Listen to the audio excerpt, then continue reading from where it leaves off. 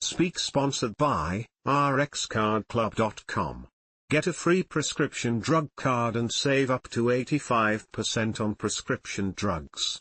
rxcardclub.com. Scientists reverse Alzheimer's in mice and restore memory. A new study suggests that restoring the brain's energy balance may not just slow down Alzheimer's disease, but actually reverse it. For over a century, Alzheimer's has been viewed as a permanent and untreatable condition, so most research has focused on prevention or slowing progression rather than recovery. The researchers found that the brain's inability to maintain healthy levels of the cellular energy molecule NAD+ plays a major role in driving Alzheimer's disease.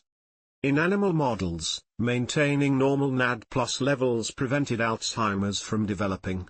Remarkably, restoring NAD+ balance even in advanced disease allowed the brain to repair damage and fully restore cognitive function. These findings challenge the long-held view of Alzheimer's and suggest that treatments focused on restoring the brain's energy balance could potentially lead to meaningful recovery, not just slowing of decline.